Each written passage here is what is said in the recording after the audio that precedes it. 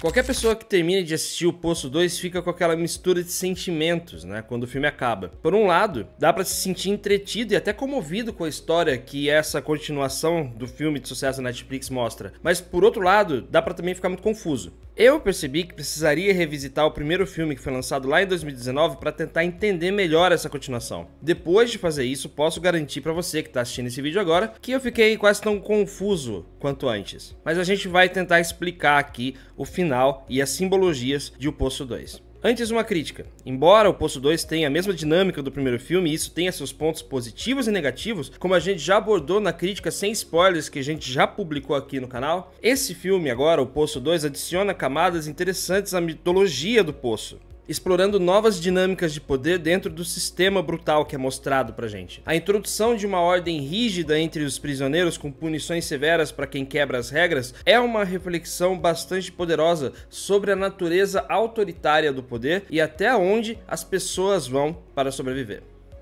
A atuação da Milena Smith aqui no filme como Perempuan é um dos pontos altos do filme, trazendo humanidade e vulnerabilidade a uma personagem que se transforma ao longo da narrativa. Além disso, a escolha narrativa desse filme de fazer ele um prelúdio ligando diretamente ao primeiro filme é uma jogada inteligente que expande o universo de maneira significativa. As conexões entre os dois filmes criam uma continuidade interessante, especialmente com a presença de um personagem icônico do primeiro filme que aparece aqui, tem um papel importante e do qual a gente vai falar a seguir. Essa abordagem enriquece a história e dá ao espectador, né, para você que está assistindo, uma nova perspectiva sobre os eventos que estão ocorrendo no Poço.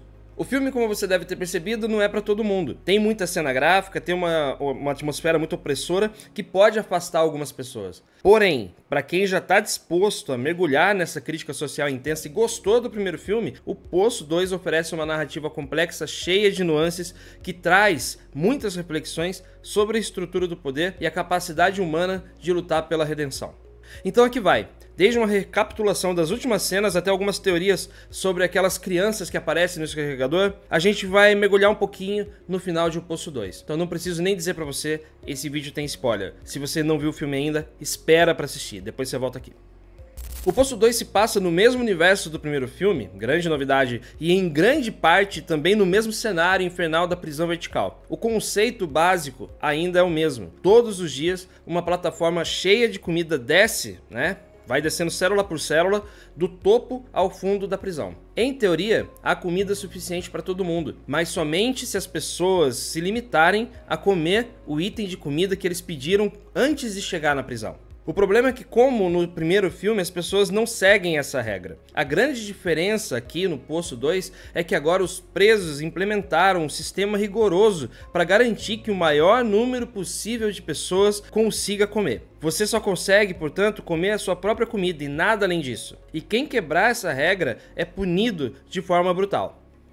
A protagonista, Perempuan, né, que é interpretada pela Milena Smith, ela passa por uma jornada ao longo do filme. No início, ela aceita esse novo sistema e depois se envolve na aplicação das regras, mas conforme o tempo passa, ela é injustamente punida por um líder que é um líder de caráter ditatorial, chamado Dagenbabi, que é interpretado no filme pelo Oscar Haenada. E a partir disso, ela começa a questionar então toda a estrutura. Perempuan, ao se ver encurralada por esse sistema de punições, decide seguir o plano de fuga deixado por sua antiga companheira de cela, que é interpretada no filme pela Natalia Tena. A estratégia é aproveitar o momento que os administradores da prisão liberam um gás chamado de sevoflurano, uma vez por mês, né, que eles fazem isso, para reorganizar as celas. A ideia é fingir estar morta quando o gás for liberado, para ser removida junto com os corpos sem que os guardas percebam. Ela executa o plano, engole uma espécie de filtro respiratório que a faz parecer morta por um tempo, mas depois permite que ela acorde.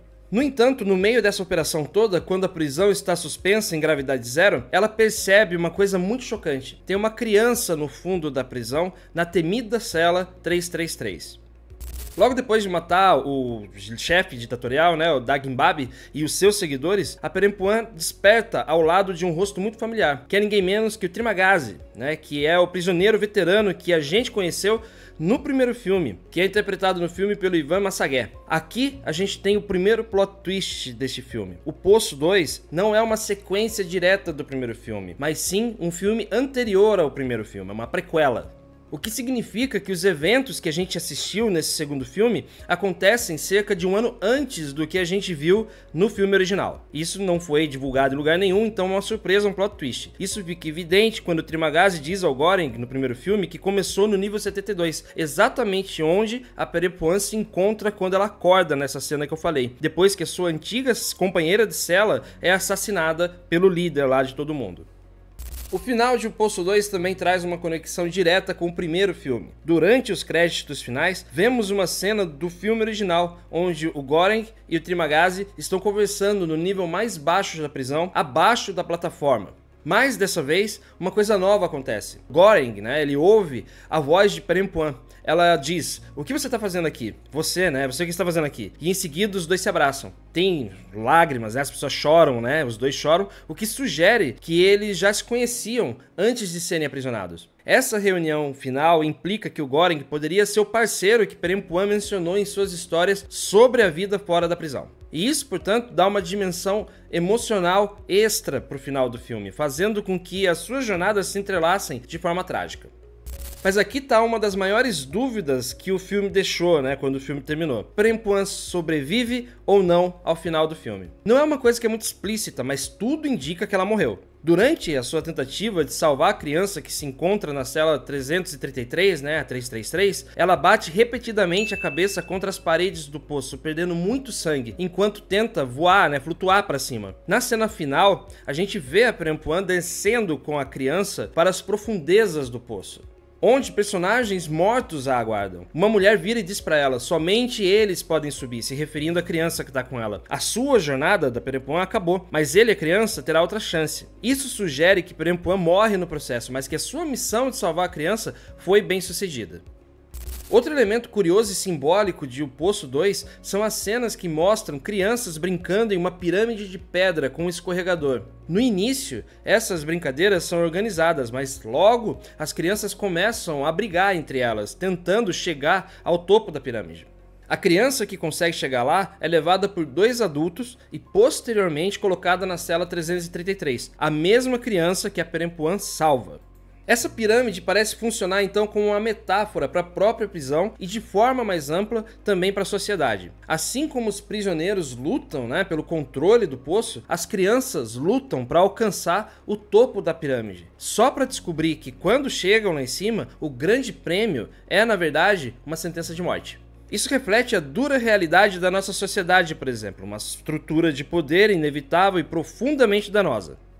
Outra coisa, no primeiro filme, quando Goring encontra uma criança na cela mais baixa, ficamos sem saber se ela é real ou se ela é uma alucinação de alguém que está à beira da morte. Em O Poço 2, aqui nesse filme, a presença das crianças ela é mais concreta, né? Então dá para perceber que elas realmente parecem reais. E pelo que Perempuan vê durante a sua fuga, a gente pode deduzir isso de uma forma mais clara. Ainda assim, o filme não dá resposta direta. Uma teoria sobre isso é que as crianças no fundo do poço representam uma forma de redenção para os prisioneiros que estão lá. O sistema da prisão parece oferecer uma chance de salvação moral através do sacrifício, ou seja, salvar uma vida inocente.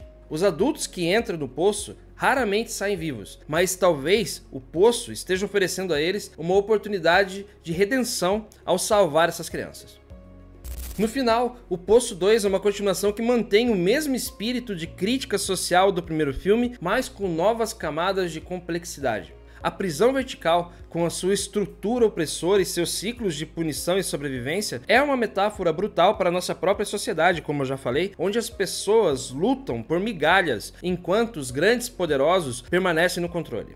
E a introdução das crianças e da pirâmide nesse segundo filme reforça essa mensagem. Desde pequenos, somos condicionados a competir uns com os outros sem perceber que no final não há verdadeira liberdade e também não há recompensa. O sistema normalmente é implacável. Assim como no primeiro filme, o Poço 2 não entrega todas as respostas de bandeja. Portanto, tudo que a gente está falando aqui é uma teoria. A gente está explicando o que a gente entendeu do filme. Mas o que fica é a sensação de que em meio ao caos e à brutalidade, há momentos de sacrifício e redenção que podem fazer a diferença.